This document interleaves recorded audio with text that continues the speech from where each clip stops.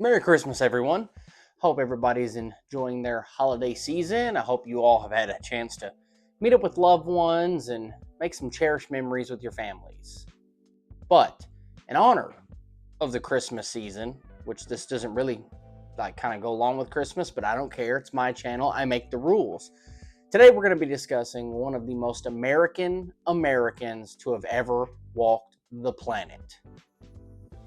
Raise hail, praise Dale. We're going to be talking about Dale Earnhardt Sr.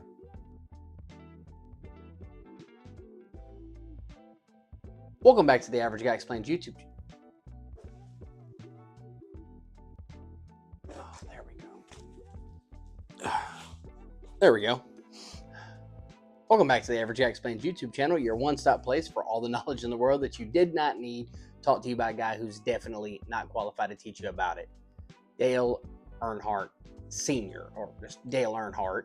You'll probably hear me refer to him just as Dale for most of this video. But he's one of the most influential race car drivers of all time, and arguably the greatest NASCAR racer of all time. He was loved by his fans and feared by his competition. But to the uninitiated, you may be asking yourself, who is Dale Earnhardt and why is he so important? Well, today I hope to teach you about him. So grab a drink, put on your favorite number 3 hat, sit back and enjoy the video. Dale Earnhardt came into the world in 1951, born into the small town of Kannapolis, North Carolina. He was the third child of Martha and Ralph Earnhardt, and it was a pretty ordinary family, except one slight thing. You see, Ralph Earnhardt was a race car driver, and he was not a superstar race car driver by no means, but he did race short track in the state of North Carolina and was arguably one of the best race car drivers in the whole state. Now, Ralph did not know this at the time, but his passion for racing would be passed on to his son. Fun fact, Ralph Earnhardt did not want his son to pursue race cars as a career. You see, Ralph knew that becoming a professional race car driver was almost impossible for the average person. You see, racing is not just something you can just decide to do. You have to have money. You have to be able to finance a race car, and you have to be able to pay to keep the car running while racing it. This is very, very expensive, and for the average person, it's just not obtainable. And this is something you're gonna have to do for years and years and years on end until maybe, hopefully, one day you get noticed and someone will pay you to race. Now, despite Ralph stating that he did not want Dale to race cars, at the age of 12 in 1963, he did let Dale race his race car in a race, and believe it or not, Dale almost won.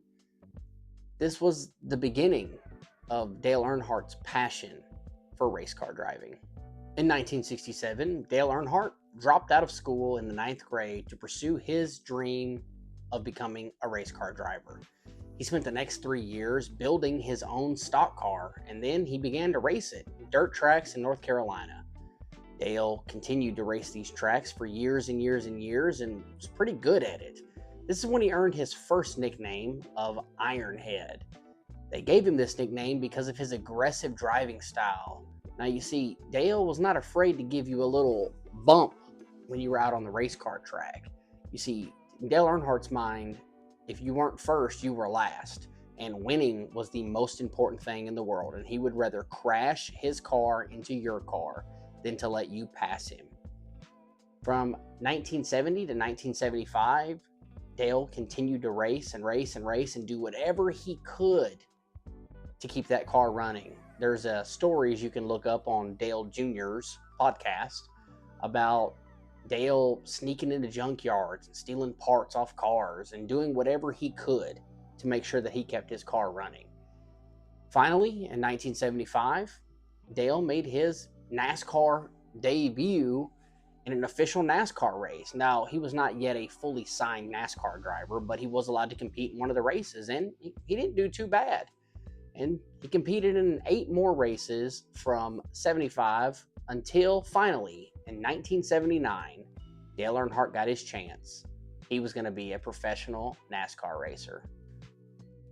In 1979, Dale Earnhardt joined Rod Osterlund Racing and was officially a professional NASCAR driver. His rookie season, Dale did very well, and despite missing 4 races due to personal injuries, he finished the season 7th overall, winning him Rookie of the Year. Now, the next year, when he raced for Rod Osterlund, he decided to come back a little harder and show everybody he really knew how to drive, and he won the Winston Cup Championship. Now, to the non-NASCAR people or the uninitiated out there, that basically, whenever you're in a NASCAR race, like you get points based on positions throughout the race, and at the end of the season, whoever has the most points is named the champion. It isn't about like how many first place wins you get. It's like I said, it's a point thing, kind of like boxing. So, but Dale Earnhardt, 2 years racing, he's won Rookie of the Year, and then the next year he won the championship. He was the number 1 overall driver. Now, to this day, no one's ever been able to do that. No one has ever won Rookie of the Year and then the championship the following year. Now, going into the 1981 season, Dale continued to race with Rod Osterlund, and until 16 races into the season, Rod sold the team to new owners. And under the new management of the team, 4 races into that, Dale got upset with the owners and he quit. He went to go work for Richard Childress and finished the season out racing Pontiacs for Richard Childress. And he finished the season 7th overall. At the end of that season, he quit Richard Childress's team, citing a lack of chemistry between the two. But I promise you, this is not the last you're going to hear about Richard Childress. In 1982, Dale Earnhardt, under the advice of Richard Childress, went to go race for Bud Moore. Now, this is the first and last time in Dale's career that he would ever race Ford cars. And driving the Ford, something he's not used to, that season was his worst season ever. He finished 12th overall. That is the worst standing he has ever finished in. He raced the Ford again with Bud Moore in the 1983 season and did better, but he couldn't make the car work for him. So then finally, in 1984, he left Bud Moore and went back to racing for Richard Childress. This is when he decided to race the number 3 car, which is a number that is synonymous with Dale Earnhardt, and that was the number 3 Wrangler car. And if you ask any real NASCAR fan, this is really where the legend of Dale Earnhardt starts to begin. From 1984 to 1985, racing back with Richard Childress, Dale started getting used to that old Childress GM car again, and he did pretty good in those seasons. He finished 4th and 8th overall. And then in 1986, Dale Earnhardt won his 2nd Winston Cup championship. Now, just to show everybody that he was really about that life and that this wasn't just a fluke, he decided to, in 1987, to come back and win it again, back-to-back Winston Cup champions. You see, 1987 was when Dale Earnhardt got the nickname that stuck with him the rest of his career. He was from then on known as the Intimidator. Fun fact, 1987 at the Winston All-Star Race, Dale Earnhardt performed something that is still talked about to this day amongst NASCAR fans, the famous pass in the grass. You see, Dale Earnhardt was leading that race, and in second place behind him was a race car driver named Bill Elliott. Now, you see, Bill Elliott wanted to get around Dale Earnhardt, but Dale Earnhardt, the old Intimidator, wasn't going to let that happen. You see, as every time Bill tried to get around him, Dale would move his car and block him. Well, Bill Elliott happened to make contact with Dale Earnhardt's car, hitting him right on his back right corner, causing Dale Earnhardt to start to spin out and lose control. This sent Dale's car at full speed into the grass center area of the race car track. Now, you're in a race car with slick tires going 150 miles an hour.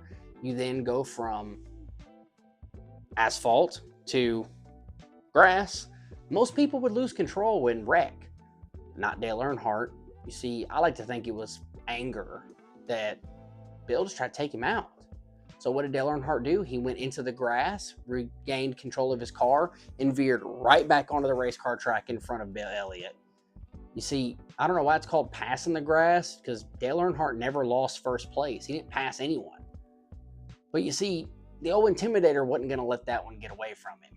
You see, later on in the race, when coming into a turn, Bill Elliott came on the right side of Dale Earnhardt's car, and it almost looks like Dale Earnhardt slowed down a little bit. And right about the time Elliott went to pass him, Dale veered over and bumped into Elliott's car, knocking one of his tires out and taking him out of the race. Dale Earnhardt would go on to win that race, and at the post-race interview, he said, "He come up there and tried to spin me out twice. I didn't take it." Dale's aggressive driving style earned him quite a few enemies on the race car track and quite a few fines from NASCAR, but Dale didn't care.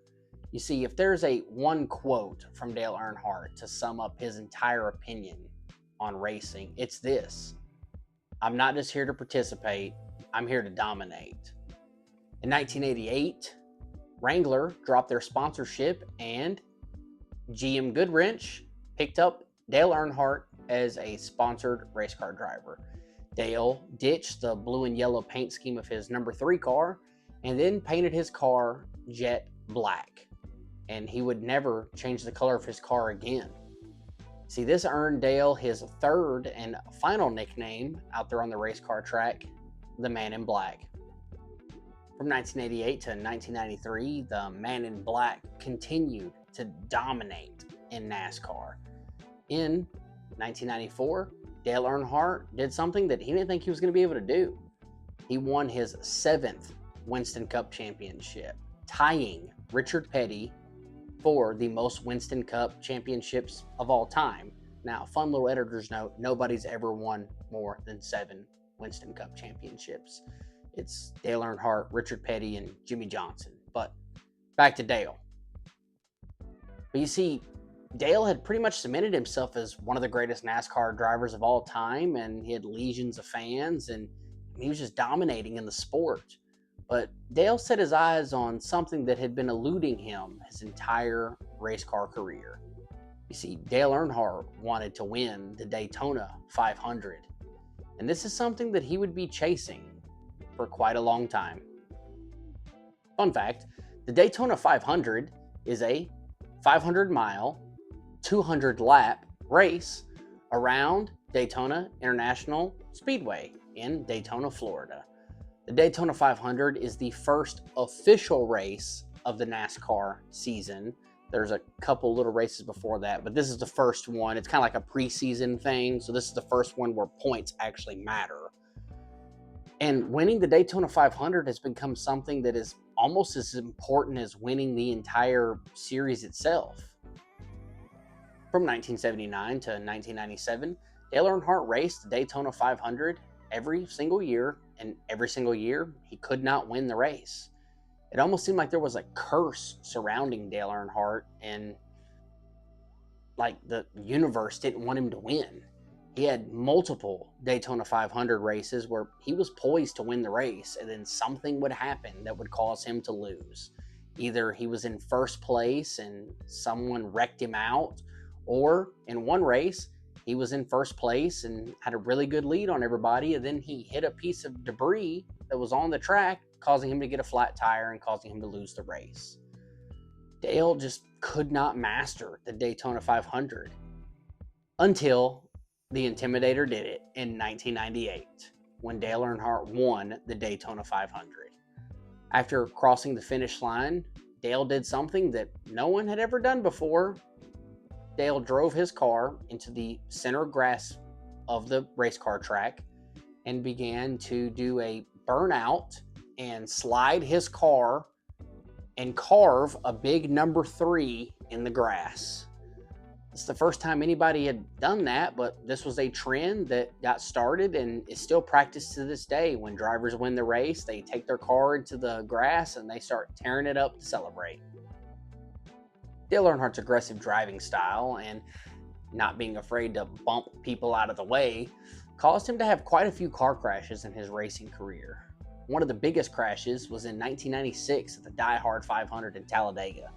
See, Dale Earnhardt was leading that race, and right behind him was the number 28 car. And then off to the side was the number 4 car, and they were leading the pack of the race. Well, the number 28 car lost control and hit the number 4 car, which then knocked them into Dale Earnhardt's car, causing Dale Earnhardt to spin out of control and hit the concrete retaining wall of the racetrack head on at 200 miles an hour. Dale Earnhardt's car flipped upside down and bounced back into the raceway, where he was then hit by multiple other cars. Once all the smoke and debris had cleared, Dale Earnhardt's car laid there, still and idle, in the middle of the racetrack. This almost was certainly a fatal car crash. But it wasn't. As firefighters approached the vehicle, Dale Earnhardt crawled out of his race car and walked away from it with very minor injuries. He had a broken sternum and a broken collarbone. But this wasn't going to stop Dale Earnhardt from racing. See, scenes like this are what help paint the legendary status of Dale Earnhardt. I mean, he was invincible. You know, the man was just an aggressive, rough, crashing into everybody. He didn't care. But like all legendary figures throughout history, Dale Earnhardt was just a man. And a couple of years later, something would happen that would show the world that not even the Intimidator was invincible. On February 18th, 2001, Dale Earnhardt was racing the Daytona 500. His teammates that were racing with him that day was Michael Waltrip and his own son, Dale Earnhardt Jr. You see, in this race, Dale wasn't trying to win. He was trying to let his teammates win. So Dale was doing what is commonly known in NASCAR as blocking. So he's intentionally hanging back and keeping other cars from passing while his teammates that are ahead of him just maintain their lead. Well, going into the final lap of the Daytona 500 that day, the setup was Michael Waltrip was in first place, Dale Earnhardt Jr. was in second place, and Dale Earnhardt Sr., the Intimidator, was in third place. Now you see, there was another racer out there by the name of Sterling Marlin. And Sterling Marlin continuously tried to get around because he wanted to get to the front of the pack. But you see, the old Intimidator out there in his black number 3 car wasn't going to let that happen. So numerous and repeated times, Sterling tried to get around, and Dale would jerk his car right in front of him, blocking him from being able to get around.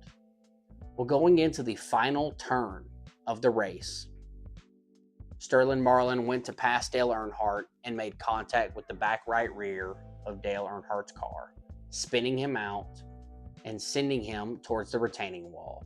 He collided with another car before, just like in 1996, he collided head on with the retaining wall at roughly about 155 miles an hour.